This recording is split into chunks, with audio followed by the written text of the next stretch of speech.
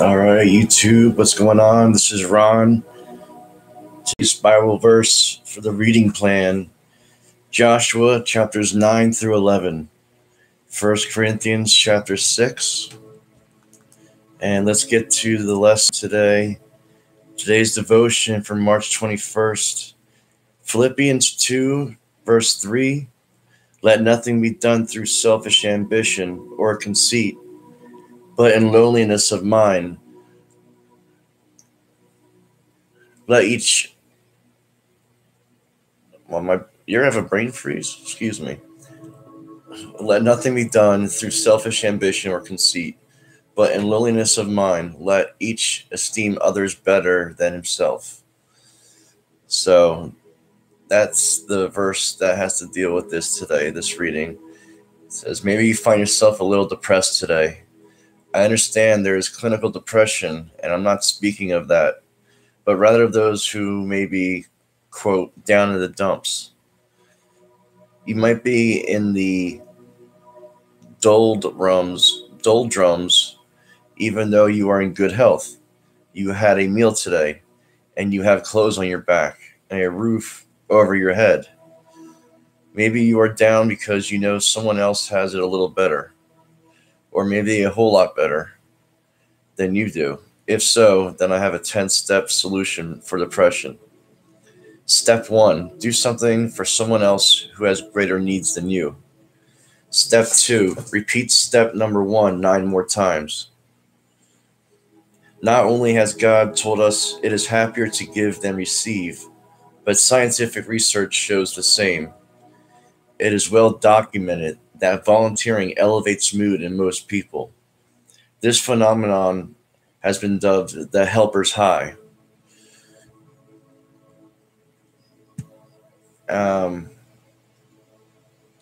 It has been assessed biologically in brain imaging studies. It also has been looked at in research on endorphins.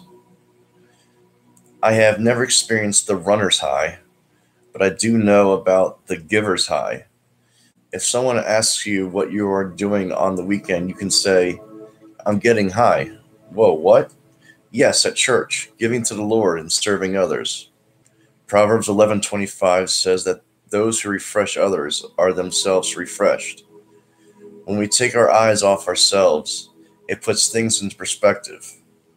As a pastor, I visit some people in hospitals. I can have the sniffles and be thinking, poor me, and then go and visit someone who is in critical condition. I leave just thanking God that I can walk out of the hospital. The Bible tells us to do nothing out of selfish ambition or vain conceit. Rather, in humility, value others above yourselves. That's in Philippians 2:3, which I read earlier. In other words, never let selfishness or conceit become your motive in life. Selfishness is at the root of almost all sins. Most of the quarrels and conflicts we have in life occur because self is either being threatened, challenged, or ignored. Hey, Austin, 86, first person here. I'm doing my first live stream, but then I'm going to let it, obviously it's going to record this, and instead of recording it and posting it, I thought I'd do it live, and whoever's here while I do it, they're here. And then maybe I'll read some Bible verses if more people come in the chat. So thanks for being here. Can you hear me okay?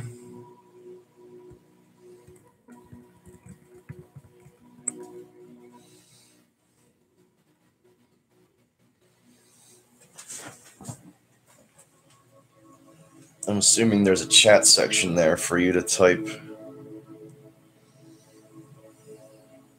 All right, so I'm going to keep going here. Check 1, 2. I think everybody can hear. I think you can hear me. Okay, perfect.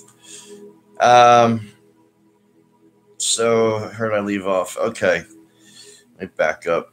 Selfishness is at the root of almost all sins. Most of the quarrels and conflicts we have in life occur because self is either being threatened, or because our self is being challenged or ignored. It is all about us. As James chapter 4, verse 1 asks, what is causing the quarrels and fights among you? Don't they come from the evil desires at war within you?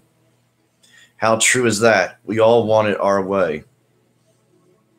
And that is pre-wired in us from the earliest days. The Bible says, quote, for everyone has sinned. We all fall short of God's glorious standard. Romans 3:23. There's no getting around it. We are all naturally selfish. One second. I've got like a hair in my mouth. I gotta get rid of this stupid beard, man. Or trim it down or something. Okay, selfishness ruins so many things in life. Why did Adam and Eve eat the forbidden fruit? Because Satan told them, you will be like God. You will know good and evil. This is in Genesis 3:5. And they were selfish. Think of all of the immorality in our culture today. Why do people have sex before marriage? They are selfish. They don't want to wait to commit themselves to each other. They want the fringe benefits of marriage without the commitment that goes along with it. And why do people commit adultery after they have been married? Selfishness. They don't care about their mate. They want to have a little fun. Do you know someone that has a need right now? Someone you can reach out to? Someone who is hurting? If you wait to feel love for people, you will never do anything. If you wait until you feel like putting that relationship back together, it will never get put back together. Will you do it by faith? Will you do it in obedience? If you will, then you can live a joyful life. But if you run around living for self-fulfillment, then you will be miserable. If you will remember your purpose on earth is to glorify God and to love others, then you will find the personal fulfillment you always wanted, and you will find happiness as well.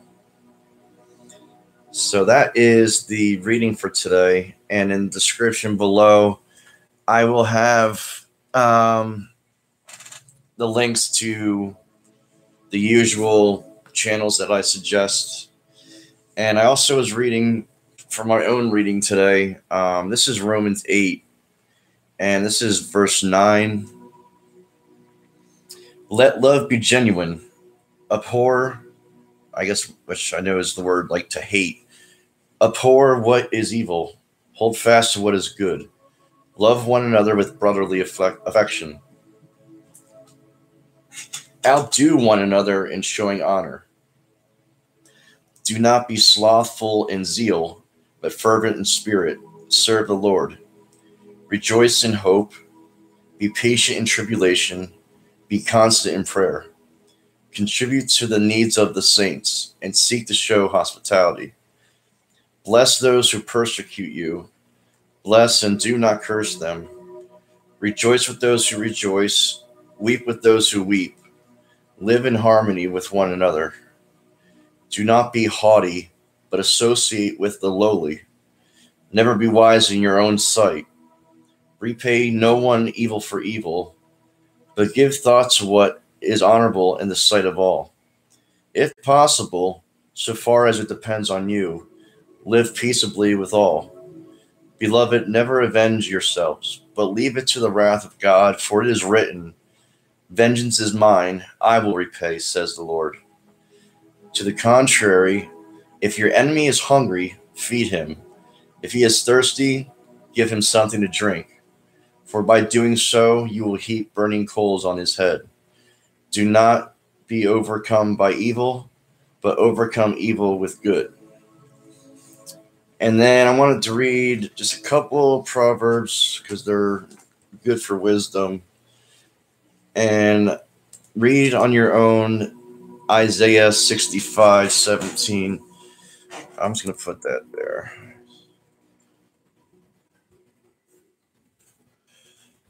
Which is really good.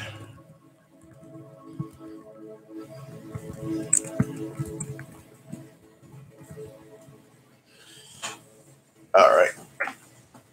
Hey, man, it's just me and you. And I mean, If you think about it, it says where two or more are gathered in his name, he's among us. So I got Austin 86 here, so we're having like a quick little Bible study while I record this daily devotional. I appreciate you being here, man.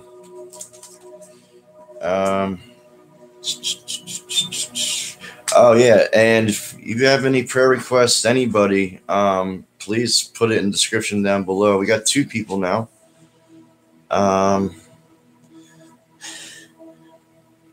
Okay, Austin, you're still listening. Cool. And we got someone else in here. If you just want to say hi, so I can see what your name is, because I don't know. This is my first time doing a live stream. I don't know. It just shows 2 people. Let me see if it'll list the names. Oh, yeah. No? It's weird. Oh, because the second person hasn't typed in yet. But that's cool. Okay, so I want to read a little bit of the Proverbs. And Austin, give me a number between 5 and 14.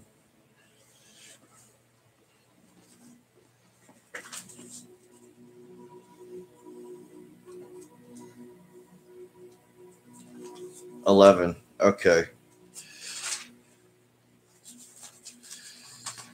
Proverbs 11. A false balance is an abomination to the Lord, but a just weight is his delight.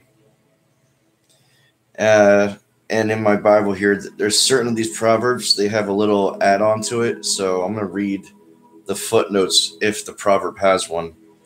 So regarding a false balance is an abomination to the Lord, but a just weight is his delight.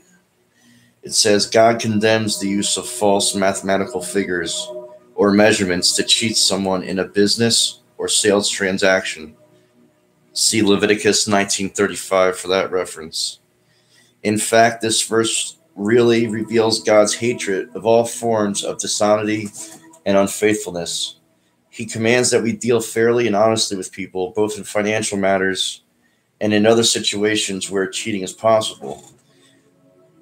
We must always keep in mind that only those who do right by God's standards will see God and experience the full life he offers. And then it refers to Psalm 140:13. So let me type those in. Leviticus. First, this is Proverbs 11. And then Leviticus 19:35. And then Psalm. Where is it? 140. Verse 13. Cool. All right, back to Proverbs. Now we're on verse 2 of chapter 11. When pride comes, then comes disgrace, but with the humble is wisdom. Verse 3. The integrity of the upright guides them, but the crookedness of the treacherous destroys them. 4. Riches do not profit in the day of wrath, but righteousness delivers from death. 5. The righteousness of the blameless keep his way straight, but the wicked falls by his own wickedness. Verse 6. The righteousness of the upright delivers them, but the treacherous are taken captive by their lust. 1 second. It's time for Mountain Dew. I forgot when you read a lot, you start to dry out.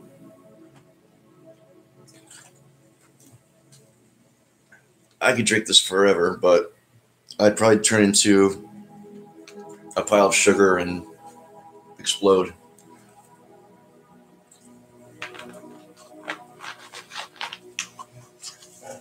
All right. What verse am I on? Oh, when did I come to Christ? Oh, that's good. I'll share that real quick. That would be actually, that's funny because I was 11 years old and you picked chapter 11. I was 11 years old and it was August 9th, 1989. I never forgot the number because it was 8989. And I was 11 years old. I'm from New Jersey originally. And I was actually raised in Trenton by my parents. And then my father left my mother. And then my mother couldn't take care of me and my younger brother. When I was 7, he was 1. So then we got put into foster care. And then for about 6 months with our first foster family. And then we went to live with our second foster family at age like 7.5. And then at the age of 9, and my younger brother was 3, were adopted by the second family.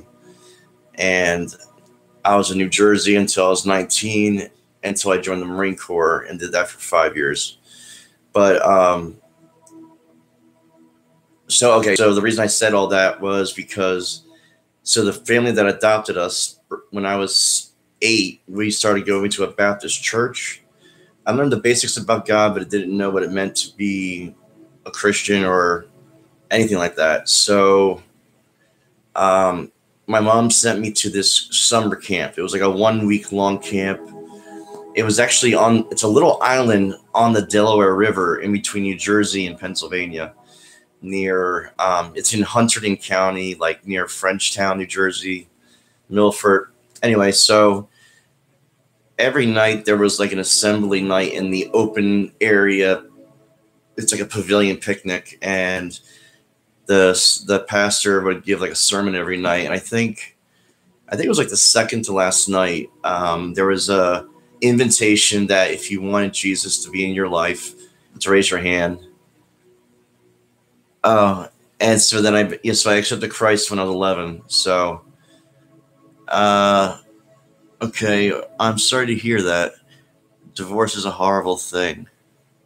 Yeah, I got divorced. I was married when I was 23, and then I got divorced when I was 31. Married in 2001. It was my last year in the Marines, and then we actually had a good 8 years of marriage, which is, it's sad to say that that's actually good in America, but I forget. I know that at least half of marriages end in divorce, but for those marriages, the ones that end in divorce, I think it's within, I don't think they last more than a year or 2 years before the divorce. Most divorces happen. I guess that's when like the honeymoon phase wears off, and then all the little things that you never dealt with before start to get to you. And then just like the very beginning reading of the devotion today, when selfishness kicks in, if you're not living for Jesus, you won't be trying to please the other person. It's not going to work out. And I think I heard an advice from someone once that it wasn't really biblically based, but they said, if you can find someone that can put up with your BS as well as you put up with their BS, you guys will be fine. So, okay, Austin, I was married at 20 and was divorced at 30. Okay, so you had 9.5, 10 years. So, thanks for sharing that. You're 32 now. Okay. Let's go back to the reading. Let's see, I got verses 7 is where I left off. So verse 8, chapter 11 of Proverbs. The righteous is delivered from trouble, and the wicked walks into it instead. Let me not stutter that. The righteous is delivered from trouble, and the wicked walks into it instead. And there is a footnote on that one. The righteous is delivered from trouble. As a general principle, right living results in fewer problems than wicked living. Not mean, however, that those who follow God will never have any problems. Many times they'll experience more difficulty and opposition because of their commitment to God. But people who do what God says is right can be assured that when they suffer or have trouble, God will come to their rescue and work things out for the best in his own time. Number 9. With his mouth, the godless man would destroy his neighbor, but by knowledge, the righteous are delivered. Verse 10. And the next footnote is going to be for verse 19. Verse 10. When it goes well with the righteous, the city rejoices. And when the wicked perish, there are shouts of gladness. I like that one because that makes me think of, whenever we hardly ever see it on the mainstream media, but, on the channels that us that are red pilled, whenever we see a little alternative media report that someone that's a vile Democrat or an evil official gets arrested or goes to jail, those of us who are trying to do what's righteous, we rejoice. And there's going to be a lot of that coming soon. I know that we keep on saying it's going to happen soon, but we start to see the pieces coming together now. Verse 11, by the blessing of the upright, a city is exalted, but by the mouth of the wicked, it is overthrown. That's current politics as well. Just like the sanctuary cities in California, they thought that if they kept all these people that are irresponsible and that they would have voters, and now they're paying the penalty for having all kinds of people like that, criminals living in their area. We're down to one person, just me and you again, Austin. Unless you left and that's the other person here. Oh, we got two people again. Okay. 13 of Proverbs 11. Whoever goes about slandering reveals secrets, but he who is trustworthy in spirit keeps a thing covered. Where there is no guidance, a people falls, but in abundance of counselors there is safety. Whoever puts up security for a stranger will surely suffer harm, but he who hates striking hands in pledge is secure. I guess that means be careful who you give loans to, because even close people you might have to answer. I think maybe that's more for a co-signing than a loan. It says because I guess it's like when you vouch for somebody, and then if that person that you vouch for doesn't do what they're supposed to do, then you're in jeopardy of what was supposed to be done. Whoever puts up security for a stranger will surely suffer harm. Yeah, that sounds more like a co-signing of like a car or something very important, more than a loan. Verse 16, a gracious woman gets honor, and violent men get riches. Huh. I understand that one. 17, a man who is kind benefits himself, but a cruel man hurts himself. That must be, I would guess that means a man who is kind benefits himself, but a cruel man hurts himself. I guess that might have to do with not hygiene, but maybe just taking care of your own body, working out, like seeing your body as something to take care of. I mean, a cruel man, maybe that's someone that takes a lot of physical dares. I mean, not everybody should be a professional jackass actor, but like the movies Jackass, those guys are doing crazy things that are funny, to us who aren't getting hurt, but maybe it's just someone that keeps doing all kinds of stuff like that. I'm just going to read your comment here. The pedophilia within our government is huge. Any thought on this subject? Did you ever hear of anything like this while you were in service? Okay, my thought on the subject is that I agree that it is large within the government. I've been studying and looking at videos regarding that probably now for about a year, and I really didn't know anything about it until I first learned about I was following the truth movement before this past Halloween is when the Q posts started to come out. And when that stuff came out, just before Q came out, I was just getting into nut job Alex Jones. I know personally he's crazy, but he does have a lot of data. It's just his way of explaining it rubs people the wrong way. But I'm able to look past that. And then I learned about Bohemian Grove. Um, but yeah, I know that the wicked, elite, rich people, um, if they're not godly, they're going to look for like a higher power that's going to be evil if they're not looking for the good thing of God. So I don't know why they think that sacrificing children and drinking their blood gives them some kind of power, but they want to be so evil that I guess that's the most evil thing they can think of to do is to do children's sacrifice. It's modern day Moloch worship, really. Um, so my thought on the government officials that are within the Pizzagate, the Pedogate, pedophilia, I really have a good feeling that God's going to serve justice on that and the sex trafficking. But any thought, and then you said, then you asked, did you ever hear of anything like this while I was in the service? Not really. Um, it wasn't like I was serving in any like political government sections. I was avionics in North Carolina, Marine Corps Air Station Cherry Point. So I basically just went to work, fixed radar equipment. We just ran around, PT'd, physical training. I went up through the ranks. Then, I got to go on the USS Baton for a half a year in the Mediterranean.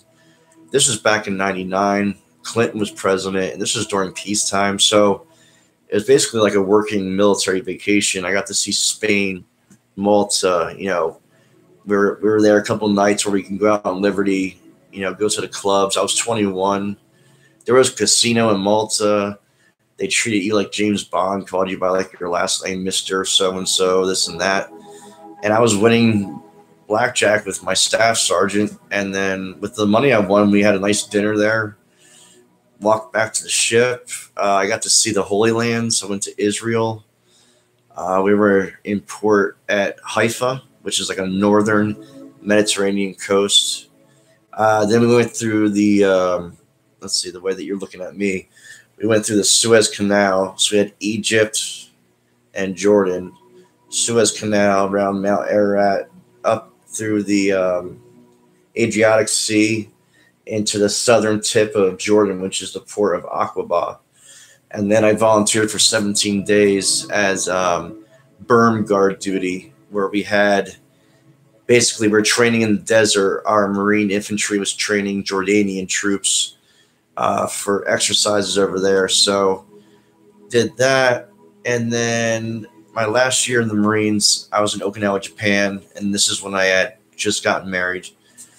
When I was married to my ex-wife, Brandy, from Arizona. And then I spent a year in Okinawa and then came back to the States and then just did whatever. So when I was in the military, I really didn't hang around officers or anyone in a super powerful position to ever notice or hear anything. And as far as, hold on 1 second. Session just to a meeting with the CEO.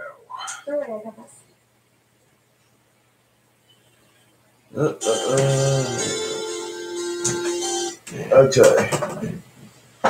I forgot that YouTube has, anywhere, anytime. I hate ads, and I'm thinking about getting that YouTube Red. They probably know I hate commercials, and they did that on purpose. So I used to have YouTube Red, but so I hope that answers your 2 questions there on that. So we got 3 people now, actually. For the person that just joined, I'm actually doing this live, but it's a recording for my my daily PDQ, my devotion, prayer, and Q information. So, well, now we're down to 2. I don't know if that person was the new person that left or not, but okay, so we're almost done here. 19 of chapter 11, Proverbs. Whoever is steadfast in righteousness will live, but he who pursues evil will die. That's pretty simple. 20, those of crooked heart are an abomination to the Lord, but those of blameless ways are his delight. 21. Be assured, an evil person will not go unpunished. See, Austin, here we go. This makes me feel better. This talks about what you were asking about these evil people. But the offspring of the righteous will be delivered. Now, I know you're going to appreciate this one as much as I do. So, and I know now, like, I've been divorced now for almost 8 years, and I see women that are beautiful, but then I can just see their attitude or their countenance, the way they interact with people, and I'm like, yeah, that woman might be great looking, but as my older brother would say, someone's got to deal with their bull ass, and you might have a little fun with this person, but not the kind of person you want to hang around with more than a night. But you have to be into that kind of thing. I don't know. I can't operate like that. I just, if I don't feel a connection of, like, if it's not the way that God designed it, my spirit and body don't react to it. I could be physically attracted to a woman, but if I don't, I get more stimulated through emotions than it's like, I feel like, I don't know. It's like, that's weird. I don't know. It's not weird. You know what? It's just not common. Doing things the way that God designed them nowadays, it's not that it's weird. It's just you hardly see it or hear of it anymore unless you're in circles of people like us who believe in that.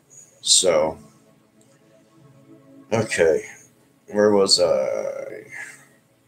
Okay, Proverbs 23. The desire of the righteous ends only in good. Oh, okay, I cut out. The one I just read about the pig snout one, that was 11:22. Proverbs 11:22.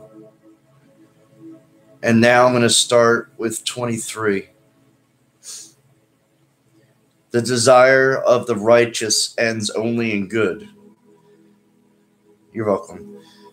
The desire of the righteous ends only in good. The expectation of the wicked in wrath. Let me put up a great site that has Bible verses usually like in columns.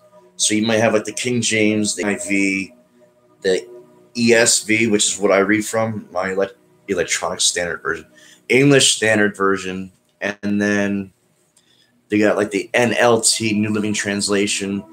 And in an older video, I suggested to people, if you're new or old, doesn't matter, I would suggest reading from one that you can understand the best to get the concept, and then read the King James Version as well. Because there's people out there that talk. I think I'm done with the reading for now because I want to get into this before I end.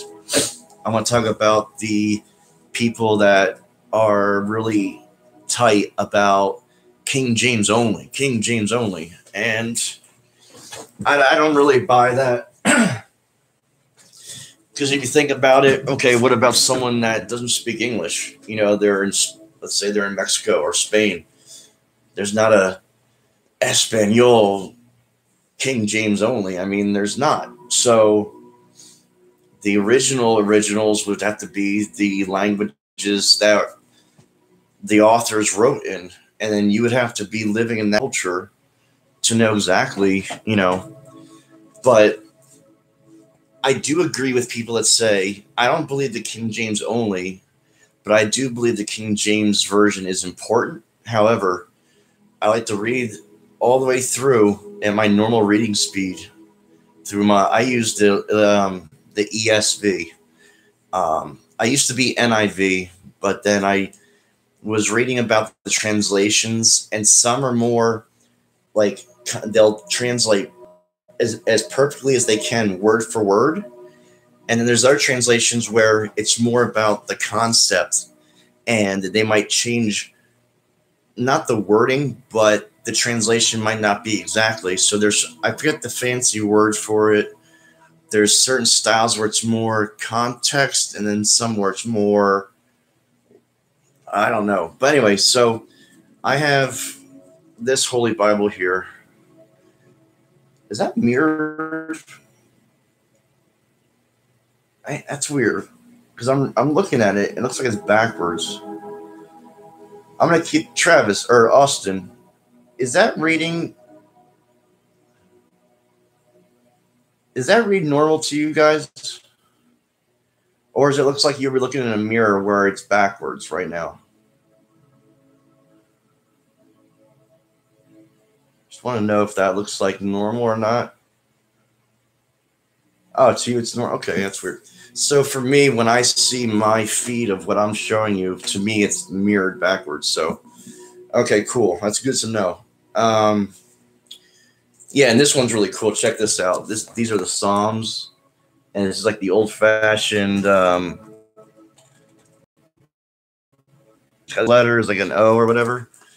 Really nice. I like this, and the reason I like my Bible is called the Fire Bible because in the verses,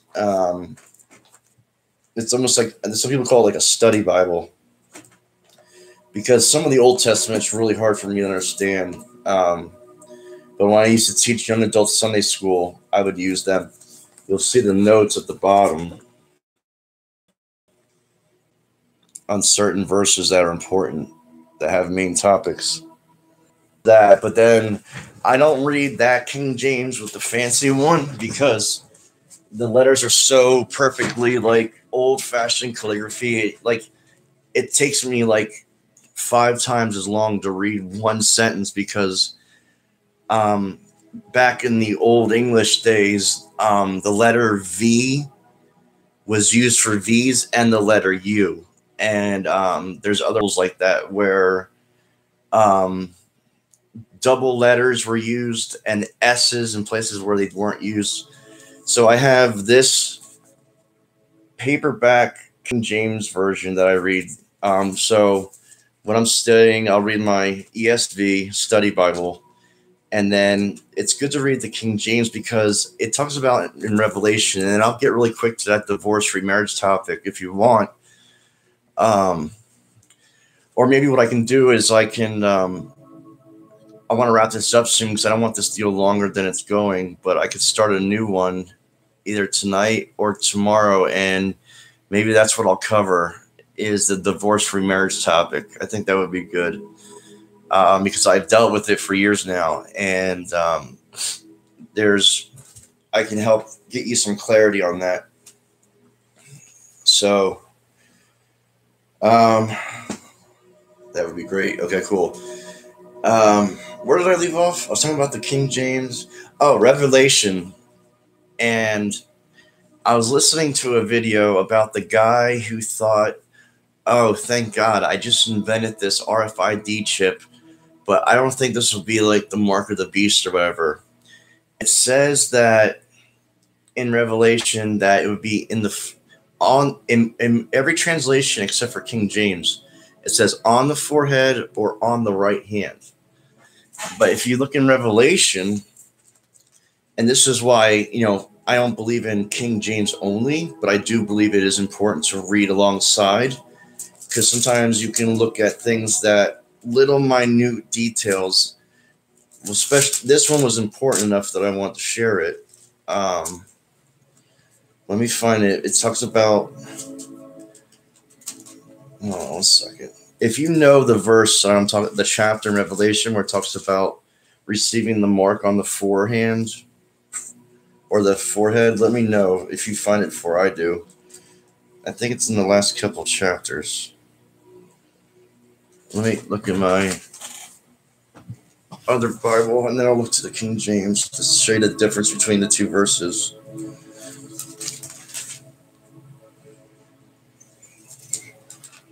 Oh, yeah, I think I just found it. No, that was something else.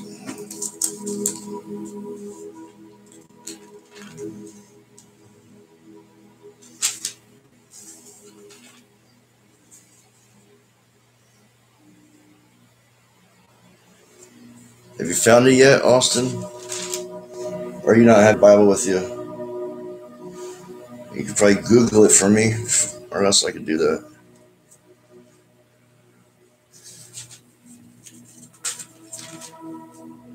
Austin, Google that for me if you don't mind.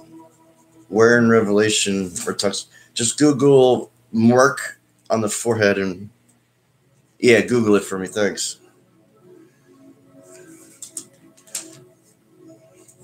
Because I have these chapter subtitles above each chapter.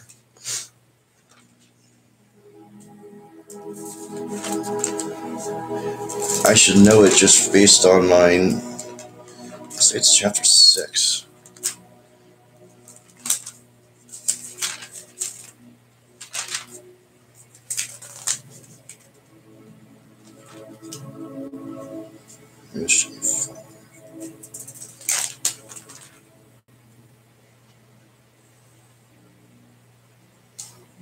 Revelation 18. Okay, I was way off. Okay. Thank you very much for looking that up. Okay.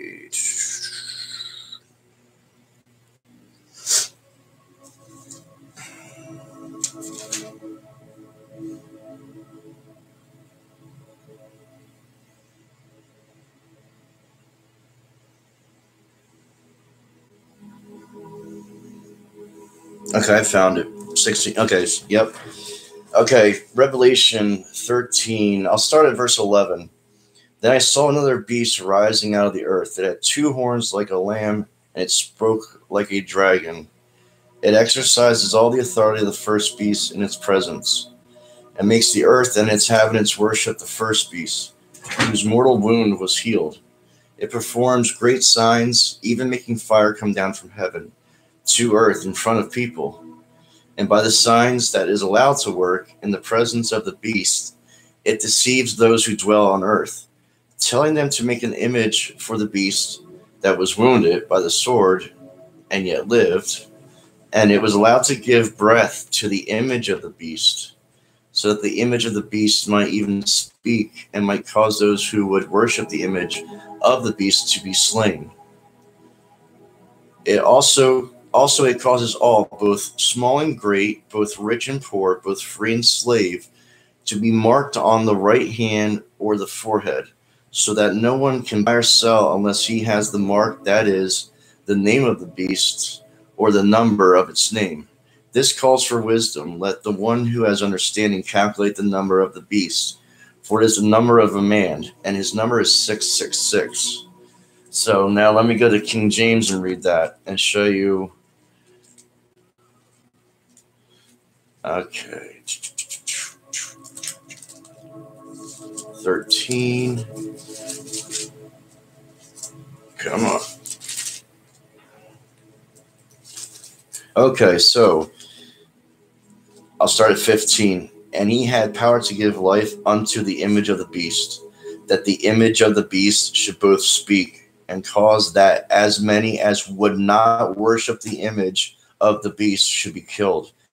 And he causeth all, both small and great, rich and poor, free and bond, to receive a mark in their right hand or in their foreheads. And it's right here. Try to study that for you.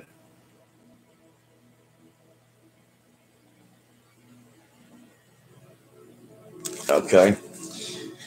And that no man might buy or sell, save he that have the mark, or the name of the beast, or the number of his name. Here is wisdom. Let him that hath understanding count the number of the beast, for it is the number of a man, and his number is 666. So when I was watching that guy's video, then he was like, oh no, because he found out that the chip or the mark is going to have to be recharged. It's like you can't put a battery inside of a person.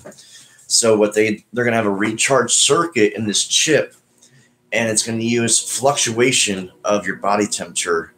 And he said you could ask any pregnant woman. Yeah, you could ask any pregnant woman where's the biggest changes in a person's body. And you ever notice that your mom used to feel your forehead like this? Forehead and the right hand, for some reason, that has the biggest fluctuations in temperature. And that's just like AC current. And that's how they're going to recharge the chip that they implant in you if you take the mark of the beast. So, but it's been 45 minutes. So once I close this chat, it'll record and post as a recorded video like normal. And what I did read before you got here, Austin, was it was talking about doing things for other people and how you can actually get more endorphins in your brain if you give to people versus receive. And it was talking about when you're feeling down and out, to be thankful and do things for other people, and you'll see the Spirit of God like change your heart and you'll feel better. So that was really cool, man, that you were here. And then there's someone else that didn't chat, but I'm sure you've already accepted me as a subscriber. This is my email for anyone that's watching the recorded version. And if you want to help with PayPal support, I'd appreciate it. And just before this, I posted a prayer response for one of the commenters who said, hey, could you please pray for my daughter, Shelby? So there's a small, I think 3-minute or 4-minute prayer video. So that's my email. If you have any questions, you can email me. Or if you search for that email on YouTube, that will bring my channel up. But you can see it right here. You're already here, so you know how to get here. Just hit subscribe and then hit the bell. I hate saying this. I hate it. I've watched so many videos on YouTube where you hear, please comment, like, subscribe, blah, blah, blah. I'm like, yeah, everyone knows that. But now that I make videos, now I know it's important to say that, because I had to go to some of my favorite videos today, and I'm like, oh, I never hit the bell thing. No wonder I'm not getting these notifications. So I try to send out a Twitter thing. Oh, thanks for the like. It's funny. I send out the notification on Twitter. I try to, and then I tell people to hit the bell here so that you'll get notified. So that was fun. That was my first live stream. And this video here is really nice to sleep to. I just put it on a timer, and then I tell the screen to keep playing, but I have the monitor part of it turned off so it's not too bright. That one is called, hold on, I want to put it up for everybody. Very freaking relaxing. And you know what else is good? Is videos that are called this in the search, ASMR, and then put no talking versions of that. And obviously I like to watch the girls do it, but they'll do like these things with their hands and make these noises, or like they'll lightly scratch certain surfaces. And it works better with headphones for some reason, but it kind of like gives you what they call tingles, and like it just feels really good. It relaxes you. Another tip I learned, because I also have an associate's degree in massage, is the third eye pressure point right here. If you hold it on that for 60 seconds, it kind of forces you to like do one of those release sigh breathing, and like forces your body to relax. I suggest that before you're trying to go to sleep. The ASMR videos, and then stuff like this for background music is fantastic. Let's go history. Okay, go here. Pause that. Let's get the link. So I can cut and paste. There we go. Oh, on that one, just take away where it says equal to 1202. Take that part out of the link, because that's going to start the video where this one is at right now. So anytime you see a video where it says at the end of the link equals whatever, or if that's what you want to do for somebody, if you want them, if you can't find the check mark to start the video at a certain point, if you know that at 5 minutes you want them to watch it at the 5-minute mark, take 5 times 60, which is 300. At the end of the link, put equal 300. And then that's how you can start someone at a different point in a video. So I will end with a prayer real quick, and I'll close this chat up. I can't believe it's almost been an hour. So Austin, I'm going to pray for your situation, and then a general prayer for everybody. So just kind of a moment of silence, and then I'll have a quick closing prayer.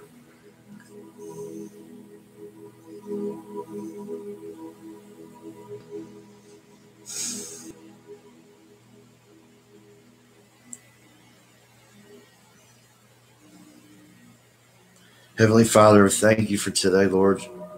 I thank you for these new friends, that you would bring more people into this community. Lord, I want to lift up Austin, who is going through a similar situation that I can relate to, Father.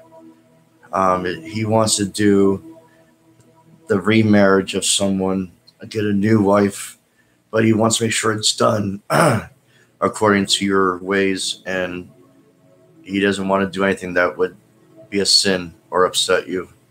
So please bless his willingness to do it the right way. Please flood him with knowledge and wisdom, and to know if he should feel convicted about certain things or not. You are the God who created everything and all knowledge, so we both have faith in you, Father, that you'll help him. For anyone that's watching this, Lord, live or is watching the recording, I want to pray for these people, Lord, who are looking for the truth or looking for encouragement, continued encouragement, or a sense of community. Lord, that you would bless them and keep them on the straight and narrow, and keep us all excited about the rapture, Father, whenever it may be. We don't know the time, but we can feel that it's getting very close, Lord. Please protect our families, and please take our stress and our worries away, and help us to remember that you said not to worry, that you told us not to worry, that our needs will be taken care of, and you are our shepherd, and we should want for nothing. So when we're tempted to worry about where the next thing's going to come from, Lord, just help us have that peace of mind, and help us to all have a great sleep tonight. I thank you for this, and for this opportunity to share with other Christians. In Jesus' name we pray and thank you. Amen. All right, guys, thanks again. So I'm going to post this now, and then I look forward to doing future chats like this where, you just come up with different suggestions or questions. We can do it live. So I'll see y'all later. All right. All right. Yep. I was waiting for you to say something before I hung up.